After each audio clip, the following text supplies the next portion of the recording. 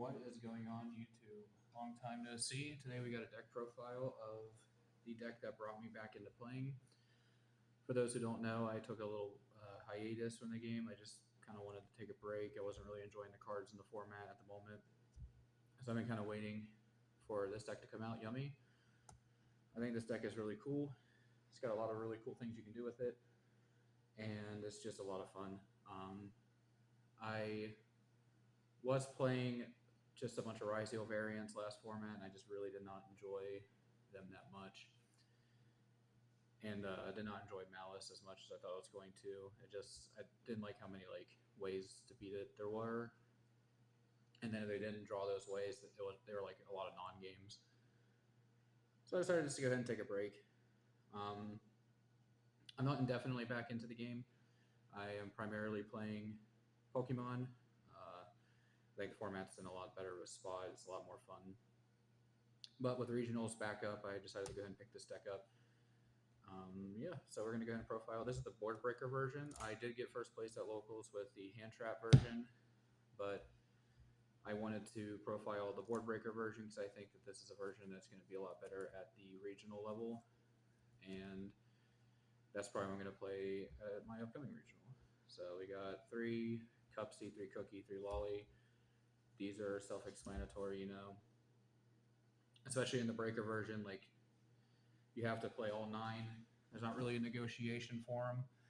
These cards are all broken. If you're clicking on the profile, I assume that you know what these cards do, but the TLDR of all of them, they all have the effect that if you control level 1 Beast or level 2 Synchro, you can summon them.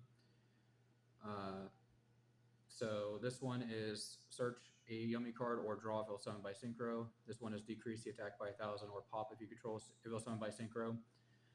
And this one is shuffle back from the graveyard or banish if it was summoned by a Synchro. So if you want more in-depth explanations of the deck, I can put out a video and showing some combos for it.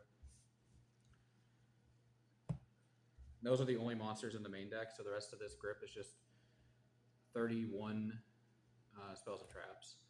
So I'm on 2 Surprise. In the Breaker version, the 3 feels really good, but I don't like playing 3 of a card that just doesn't function without Engine.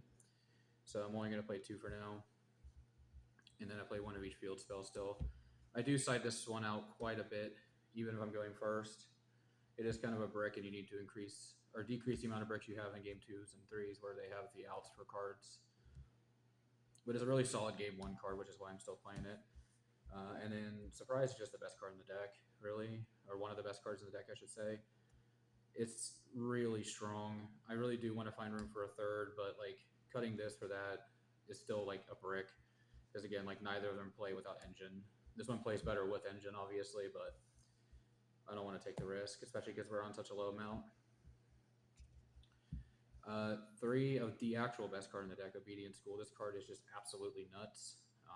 Don't know why they I don't know why this card's still at 3. It's just absurd.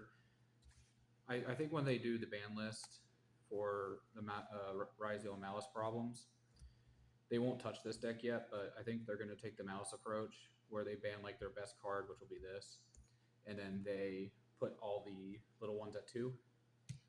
So we'll see. But for now, this card is absolutely broken. There's never a reason to not play 3 of this. Something that I was playing at 2 for a while was the Engage package. But in the board breaker version, you have less engine pieces because you don't play the hand traps that can get you into a link one. So I really just wanted to play the 3 Engage. It never really mattered when I drew just this. This does suck to draw every turn past 1 because you'll usually have a clogged board. But the risk to reward of playing 3 is just so much higher on the reward side. So I decided to play it. You could play a Widow Anchor somewhere in here as well, if you wanted to cut one of the other cards in the deck. I don't think the Widow Anchor is necessarily bad. It's really cool when you open this, and you can just, engage for it. But, yeah, I mean, the Widow Anchor is cool, but it's just another card that can't function past turn 1, essentially. Unless your board is getting continually cleared, and in which case you're probably not winning the game anyway. And since we are on the breaker version, I am on 3 Thrust. This card is absolutely obnoxious, this format, with K9 and Vanquish Soul being everywhere. This card lets you play whenever they turn 0 you, and you can get your copious amount of just super insane power cards. And to complement the thrust, I am playing the 1 Triple Tactics talent, 1 Dark Ruler No More, 1 Feather Duster. So I decided to play Feather Duster instead of Lightning Storm because this deck does have a back row problem, doesn't really have ways to deal with it. So I wanted the Duster in here, and it's more live than Lightning Storm on every turn past 1. The main thing I was prepping this deck for is being live past turn 1, outside of the 6 absurd power spells. So Duster just felt really good.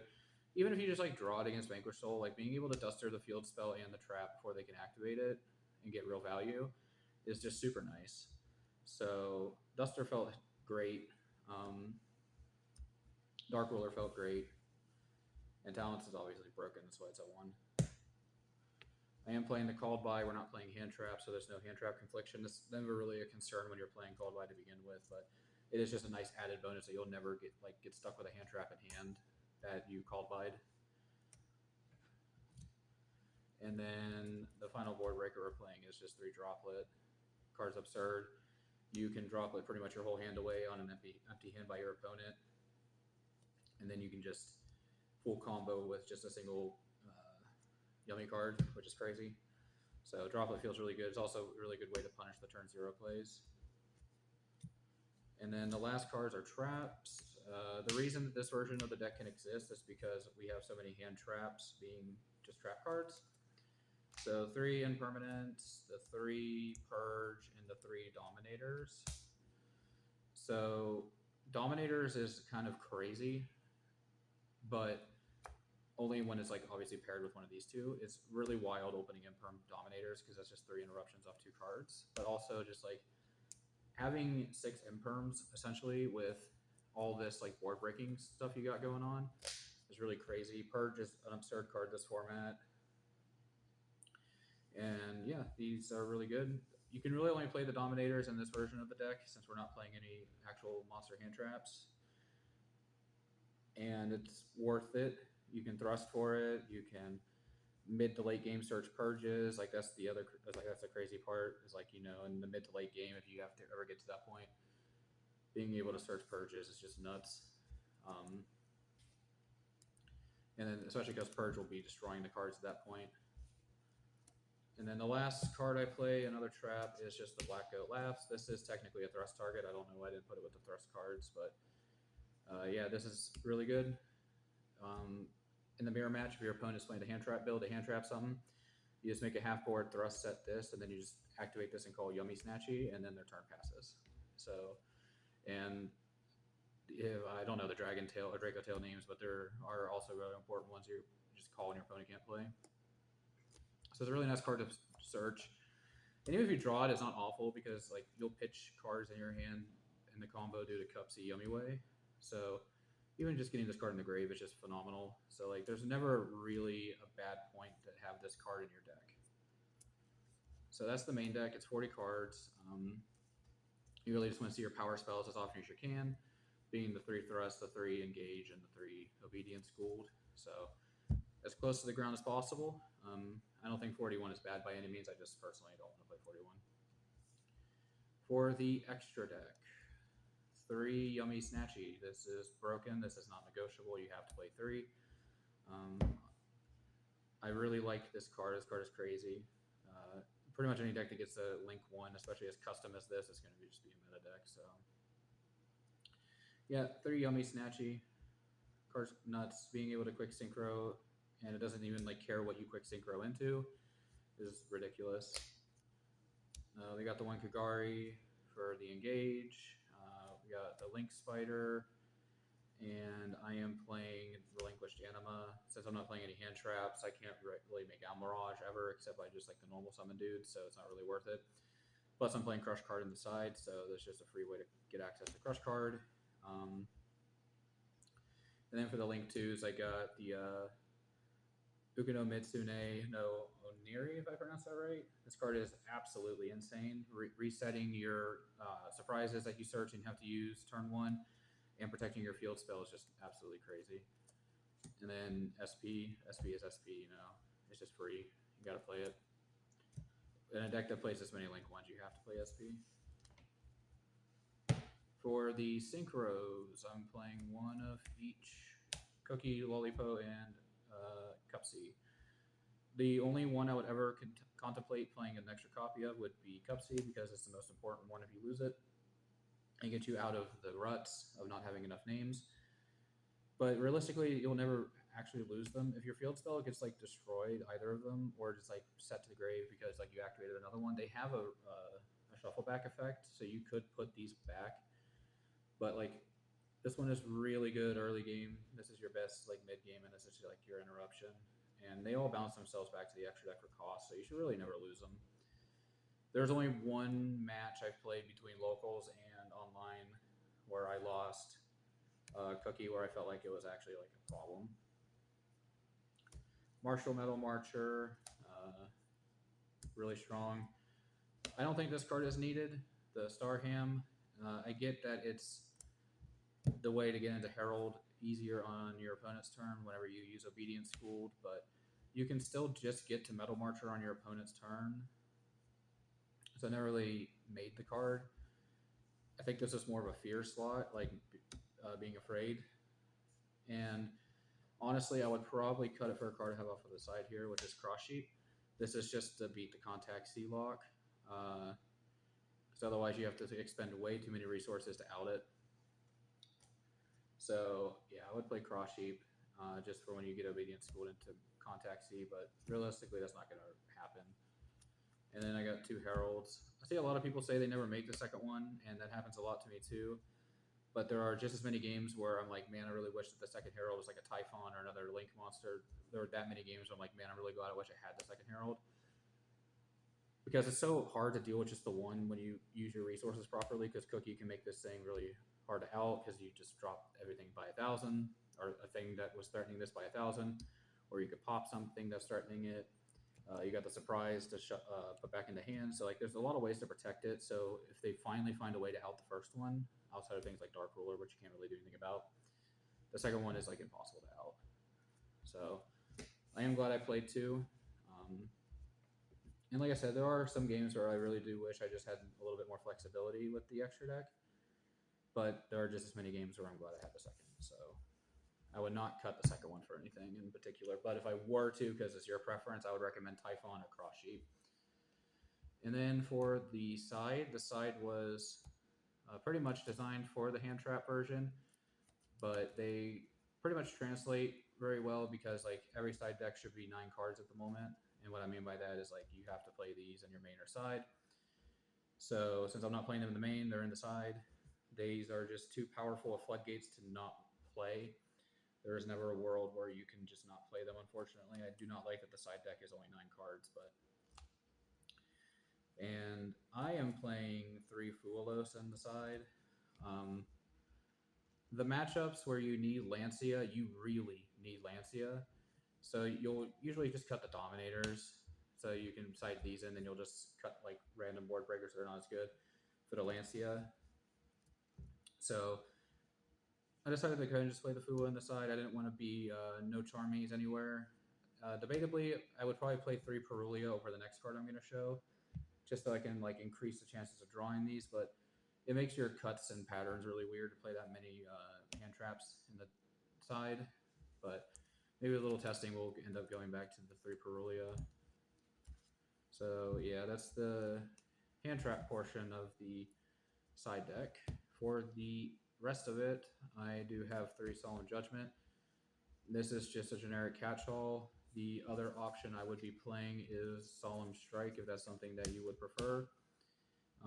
I prefer being able to not die to board breakers over just like, a catch-all summon negate. And if I were to play 6 Solemns, I would probably play 3 Judgment, 3 Warning over the Strikes. Just because Warning can hit Obedience Schooled and Stake Your Soul, so yeah. and then I am playing 3 more thrust targets. These can be interchanged depending where you're playing, what you're prepping for. I'm playing a D barrier because Ryzeal is still very real. And it does help with a lot of the rogue decks. I'm playing Destructive Daruma Cannon because you just can't beat Lunalight without it. It's so impossibly hard, so I just needed a card to help clear it. I haven't played against Lunalight with this deck more than once, so I don't know if there's any other feasible way with this deck other than, like, you know, black goating them to prevent that card from coming out. But we got the Daruma Cannon. And as I said before, I got the Crush Card Virus. This is a Mirror Breaker. They activate Obedience Schooled, or they, you know, use Cupsy to add 2, and then you Crush Card them. They don't take damage for essentially 2 turn cycles, but they don't play the game for those 2 turn cycles. So you can set up like impossible borders at that point. And so it's worth trying. I have never Crush Carded anybody. The theory is there. And it's pretty unique that you can do it in this version because you don't get access to the anima. You get access to anima over Almirage. So it is just something you can end on, which is neat. This could be cut. Honestly, I would probably play a second Daruma Cannon because I'm just horrified of the Lunalight matchup. I don't think that deck's good, but I think it's like obnoxiously good against Yummy. So yeah, maybe a second Daruma Cannon just so I can beat them past turn 1. And that's it for the deck profile, guys. Like I said, been a while since I uploaded. I just needed a break, and I am back with the cutest and coolest archetype there is.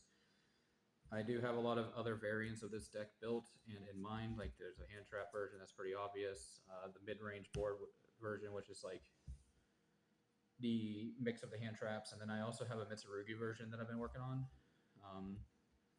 If I had the access to these cards before, I would have put that up a while ago, but my last Omega deck profile did not wind up very good in terms of reception, so I just decided to go ahead and just wait till I had all the cards physically. And I'm just waiting to get my CRs in the mail and make this deck real pretty. But yeah, that's enough of the profile. If you like the video, remember to comment, rate, subscribe. Let me know that you're still interested as I mess with this sleeve that's got dirt in it. I will be at the Frederick, Maryland Regional this weekend, so I'll have a tournament report of that, and I'm definitely playing Yummy. This is the only deck I'm playing for a while. This deck is great. Comment, rate, subscribe. Let me know what you think and what type of content you'd like to see in the future. Thanks for watching. Peace, YouTube.